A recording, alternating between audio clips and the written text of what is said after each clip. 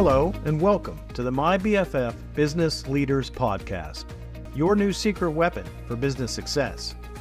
Sponsored by MyBFF Social Media, Marketing, and Advertising. Make sure to hit subscribe. Now let's get started. Okay, so you know how everyone's always talking about going viral, like it's this magical thing. Right. But when you're actually like building a brand or creating content, Yeah. what does that even mean? Does it have to be like 1 million views? Or can it be something smaller but still make a big impact? I think that's the problem. These days, viral is just thrown around so much. Yeah. Everyone wants those huge numbers. Totally. But I think what's missing is a way to understand the levels of going viral. And that's where this viral media definition chart comes in, right? Yeah. It's from MyBFF Social. And honestly, it's been so helpful for me. Oh, for sure. It basically lays out virality as a spectrum, Yes. not just this one destination you have to reach. Exactly. It's about understanding that different levels of viral impact can achieve different goals. Right. Like, for example, you could have a super niche product and getting 10,000 views for a launch could be huge. Oh, totally. That makes a lot of sense. So let's break down this chart. What are the different levels and what kind of view counts are we talking about? Okay, so it starts with micro at 10,000 views. Okay. And this is content that's really hitting the mark within a very specific community or niche. So imagine you're a local bakery Yes. and you post a video tutorial on how to make the perfect sourdough bread Perfect example. and it gets 10,000 views from serious baking enthusiasts. Yeah. That could be amazing for them. Absolutely. Then you move up to mini at 25,000 views. Right. And this is where your content starts reaching a slightly wider audience. Got it. Then there's mature at 100,000 views. Now we're talking about real visibility and potential for growth. So we're climbing the viral ladder here. We are, and then it gets even more exciting. Yeah, I'm ready. We hit mass at 250,000 views. Yeah. This is where you start hitting multiple demographics, maybe even across different platforms. Oh, okay, things are getting serious. Right. And then semi-viral at 500,000 views. Whoa. This is where you might see influencers or brands, even traditional media, starting to pick up on your content. Is that breakout moment. Okay, so almost viral stardom. Almost. And then finally, we reach the peak viral at 1 million views.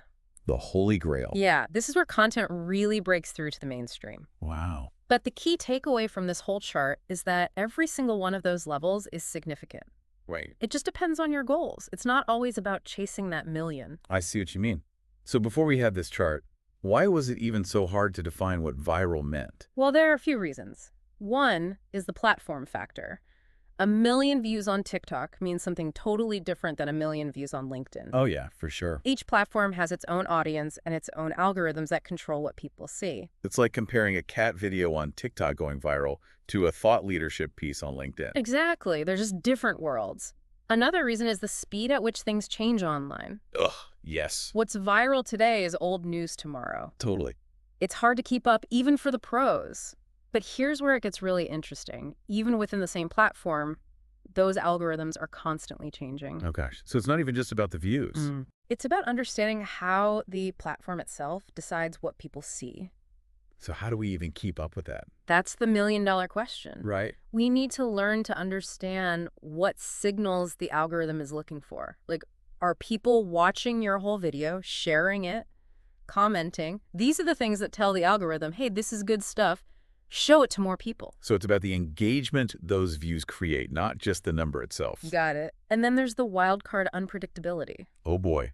Sometimes the most carefully planned campaigns totally flop. Oh, I've been there. And then some random video of someone's dog goes viral overnight. It's so true. It's that chaos that makes virality both frustrating and fascinating. Okay, so we've got this chart to help us understand the different levels of viral content. Right. But what about the content itself? What actually makes something impactful? Is it just about getting a ton of views? Or is there something more to it? I think the really interesting thing about truly impactful viral content is it goes beyond just the numbers you know. It connects with people on a deeper level, culturally. Emotionally. So it's got to be something that sticks with people. Yeah. Something that makes them feel something and want to share it. Exactly. Think about the viral campaigns that have actually made a difference. Oh, yeah. The ones that sparked conversations or even changed behaviors. The ones you still remember. Those are the examples of the real power of going viral. Okay, so what are the ingredients? What makes that kind of content stand out from all the noise? Well, first, it has to be culturally relevant. It needs to tap into the current conversations, the trends, the things people are already talking about and thinking about. It's got to be in the zeitgeist. Yes, Yeah. exactly. It's about creating that shared experience, like when you see a meme and you're like, oh my gosh, this is so me. Totally. It's got to feel familiar. Yes. And then there's the emotional component, content that evokes strong emotions. Okay. Whether it's laughter or inspiration or even a little bit of healthy debate that's more likely to get shared. Because it makes us feel something, and we want to share those feelings with other people. Right. Absolutely. Emotions are powerful drivers of behavior. Totally. So when content taps into those emotions authentically, it can spread like wildfire. But it can't just be like shocking for the sake of being shocking. It's got to be genuine. Yeah, people can spot a fake a mile away. Especially these days. Right. People crave authenticity. They're bombarded with all these polished images and curated messages all the time. They want something real, something raw, something that breaks through that facade. Okay, so we've got cultural relevance, emotional resonance. Well, What else makes something shareable? the format is important. Think about it. Short videos, Yeah. memes, infographic. Okay. Those are easy to share. They can spread quickly across platforms. It's like meeting people where they are and making it easy to pass it along. Exactly. And if we tie this back to the viral media definition chart, Okay. it shows us that it's not always about reaching the highest level of virality. It's about choosing the right level to achieve your goals, right? So like a small business launching a product, Yes. they might aim for that mature level at 100,000 views. Exactly. But a nonprofit doing a big fundraising campaign, they might shoot for mass at 250,000 or even higher. It just depends. It all comes back to your goals. And you also have to consider the audience, 10,000 views from super engaged potential customers. Yes. That could be way more valuable than 1 million random views from people who don't care about what you're doing. It's about quality over quantity. Exactly. You need to find that sweet spot, the right level of virality for the right people to achieve your specific goal. So how do we actually apply this chart to our own work? How can we create content that resonates and gets results? Well, I think the first step is defining what you're trying to achieve. Okay. Are you building brand awareness, driving sales, starting a conversation about something important? So figure out what success looks like first. Exactly. Once you know your goal, you can use the chart to set realistic benchmarks. And then start creating content that's specifically designed to reach them. But even with clear goals and this chart, it still feels like there's so much we don't know. Well, that's part of what makes it fun. Sure. There's no magic formula for going viral. Right. But if you understand your audience and you create authentic content that connects with them emotionally, Yeah. and you use the chart as a guide, you drastically increase your chances of hitting those different levels of success. So for our listeners out there, what are some actionable things they can do? Yeah. Whether they're brands or influencers or just someone with a message to share.